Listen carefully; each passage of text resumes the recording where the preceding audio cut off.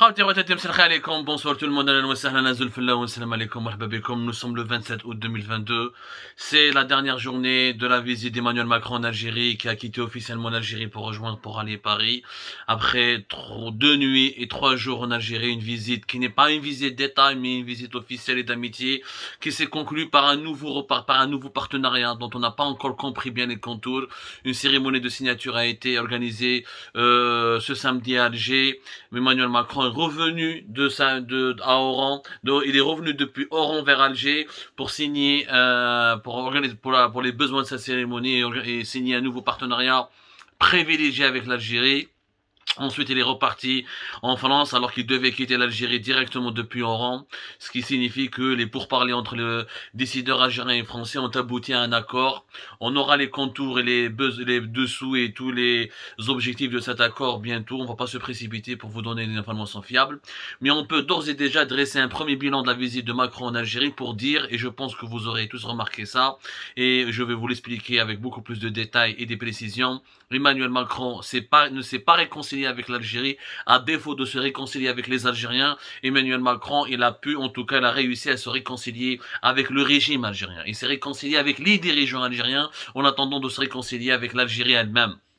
Alors, pourquoi je dis cela? Parce que la manière dont s'est déroulée cette visite, la fin de cette visite avec ce nouveau partenariat privilégié, la réunion importante qui a eu lieu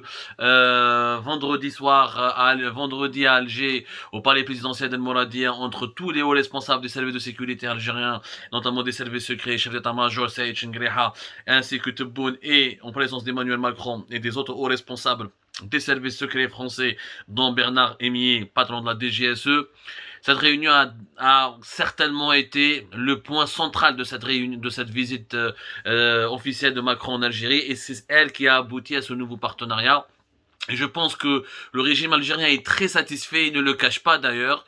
Abdelmadjid Tebboune, il a fait une déclaration très forte à la fin de la visite de Emmanuel Macron. Il a dit ceci: c'est une visite excellente, nécessaire et utile pour la relation entre les deux pays. De mon point de vue, c'est une visite très réussie qui a remis beaucoup de choses à leur place. C'est Abdelmadjid Tebboune qui a déclaré ça à la presse à l'issue de la signature de la déclaration d'Alger pour un partenariat renouvelé entre l'Algérie et la France. Tebboune, donc, qui dit ça a remis beaucoup de choses à leur place. Le régime algérien, il est content. Pourquoi? Parce qu'il a arraché à la France 3 compromis. Et la France a pu gagner un petit peu le soutien, ou elle a gagné un petit peu, regagner la confiance, et elle a apaisé ses relations avec les dirigeants algériens parce qu'elle a fait 3 démarches sur 3 points sensibles qui ont arrangé le régime algérien. La première chose, la France a décidé, et Emmanuel Macron, à la sortie du cimetière chrétien européen de Saint-Eugène à Alger, on a fait une belle démonstration. La France ne sera plus elle ne va plus critiquer avec beaucoup de virulence les atteintes aux droits de l'homme et les étouffements des libertés publiques, notamment les emprisonnements des activistes du Hirak. Emmanuel Macron l'a expliqué, la France va parler de certains cas, mais pas de tous les cas. La sévérité des critiques, les missiles qui est tombé sur le régime algérien depuis Paris, depuis Bruxelles, notamment menés par les députés européens des partis politiques français, vont beaucoup baisser, et les critiques acerbes, le regard très critique de la France sur le régime algérien concernant ses pratiques liberticides vont être réduits significativement, ce qui donnera davantage de légitimité au régime algérien sur la scène internationale et va améliorer sa fréquentabilité et son image. Deuxièmement, la France d'Emmanuel Macron a donné des assurances pour rompre avec les ex-relais du régime Bouteflika.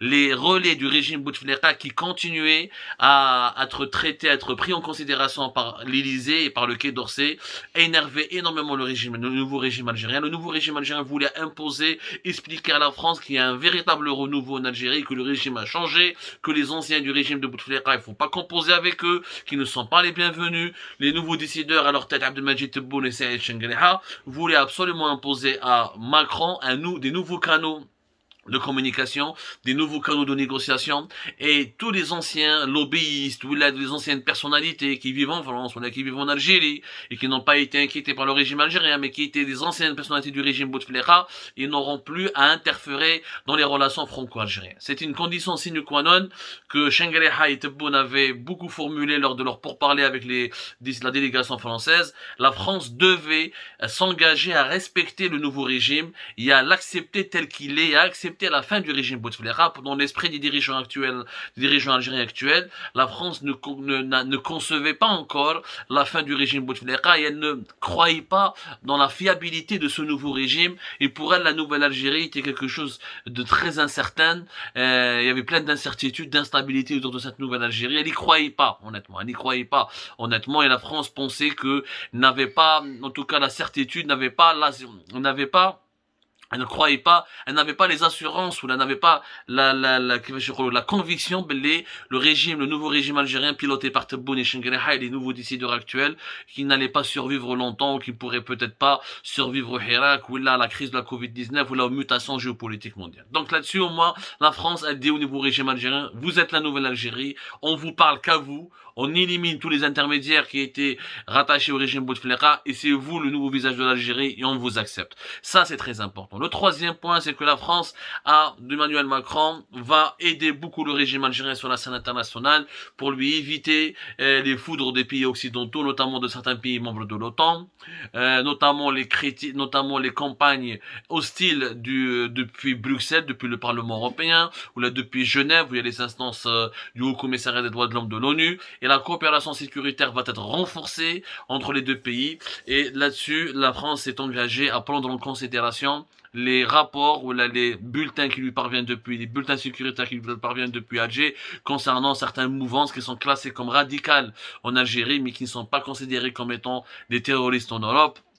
Il y aura un échange d'informations très très élargi et la France a, en échange d'une coopération très accentuée contre l'immigration clandestine en Algérie, avec les autorités algériennes, la France est engagée à fournir davantage d'informations et à écouter, à tendre une oreille attentive aux décideurs algériens concernant les membres de certaines mouvances classées comme radicales. Je parle du mouvement Lached et du mouvement du MAC, mouvement indépendantiste kabyle, le MAC.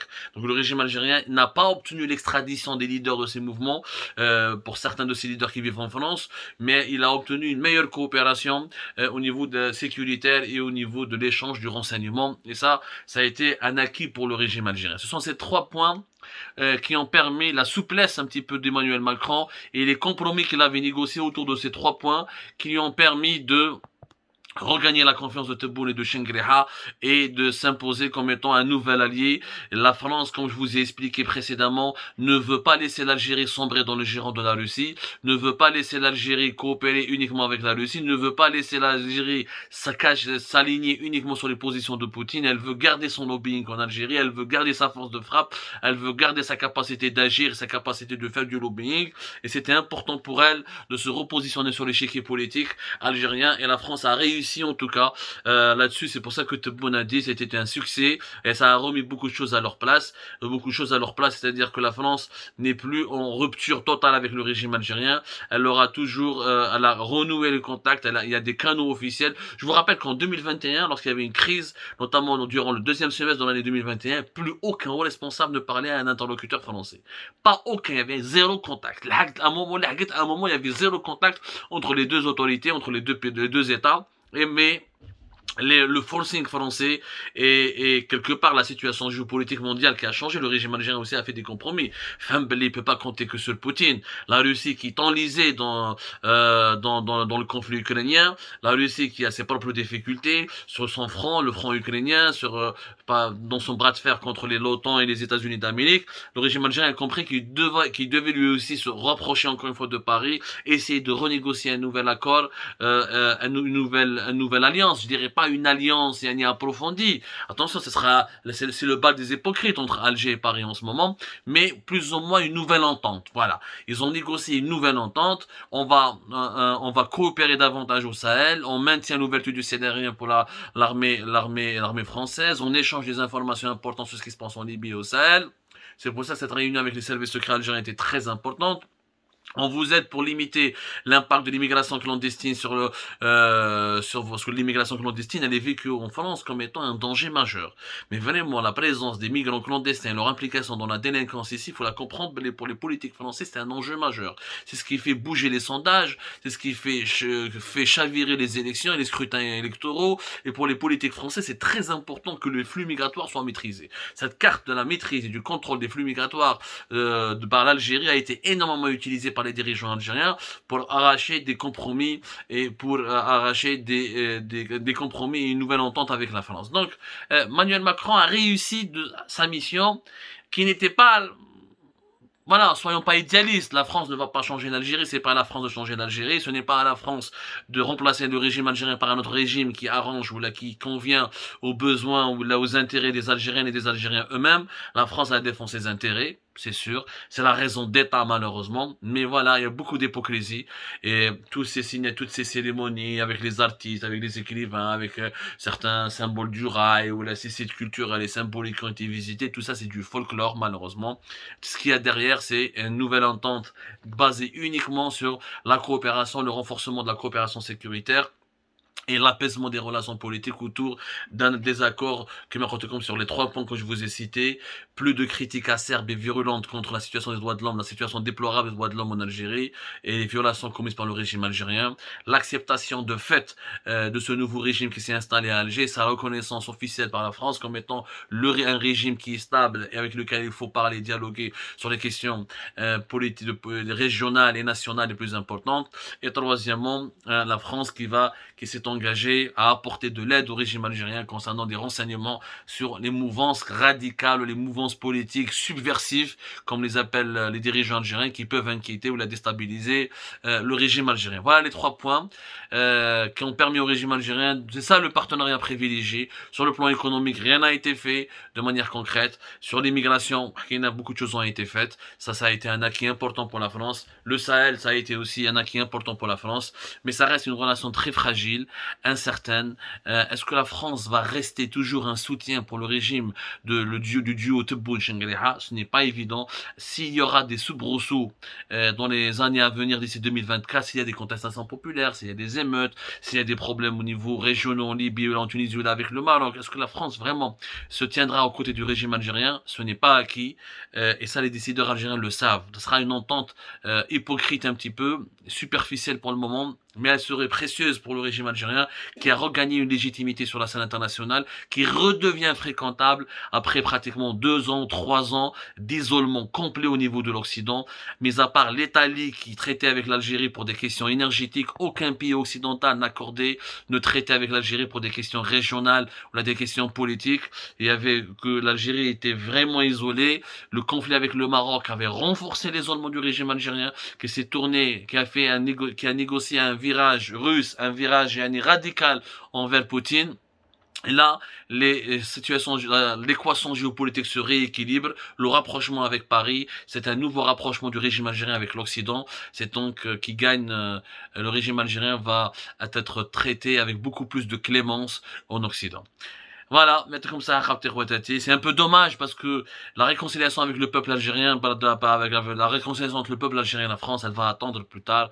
Je pense qu'elle attendra encore une génération, plusieurs générations même, tant qu'il n'y a pas un régime représentatif réellement de la volonté populaire en Algérie, un régime qui bénéficie de toute la légitimité populaire et un dialogue franc et efficace sur les questions les plus pragmatiques, notamment les questions économiques, pas uniquement les questions politiques et mémorielles.